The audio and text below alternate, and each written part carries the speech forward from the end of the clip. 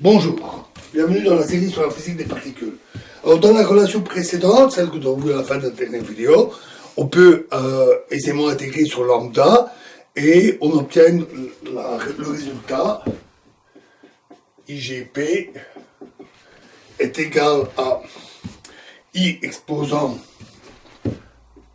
3 fois V moins 1 moins 2I divisé par 4pi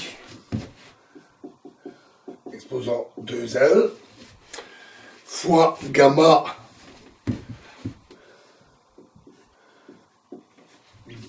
de V moins I moins 2, où ici gamma n'est pas bien sûr la fonction gamma que nous avons vue, mais la fonction gamma de l'air classique, fois l'intégrale de 0 à 1 du produit sur L dt alpha L fois delta 1 moins la somme sur L de alpha L divisé par PG de alpha au carré QG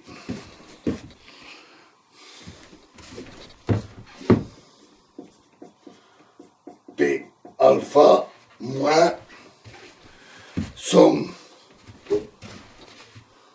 sur L de alpha L ml carré exposant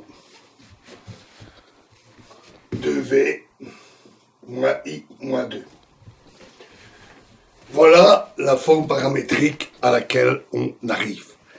Alors, la condition de convergence, qu'on peut écrire comme 2L moins 4V moins 4 inférieur à 0, exprime que IG de P a une dimension négative dans une échelle d'énergie, ce qui lui permet de converger.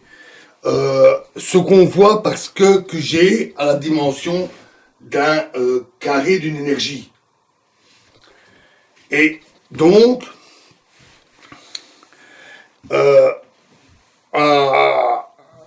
quand cette dimension est non négative, l'intégrale diverge à la limite inférieure, lambda proche de 0.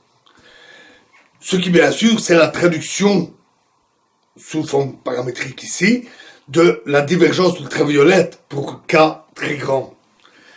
Cette relation entre dimension et présence de divergence se traduira par ce qu'on appelle le comptage de puissance, qui sera notre pierre de touche dans la procédure de renormalisation.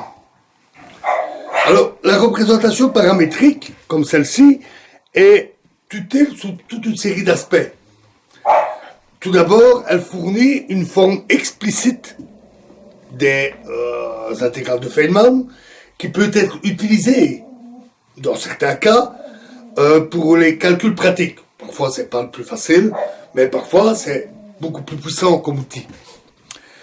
Elle peut aussi être utilisée pour étudier les propriétés analytiques des fonctions de Green, toujours grâce à sa forme explicite, ou pour porter le programme de renormalisation que l'on verra.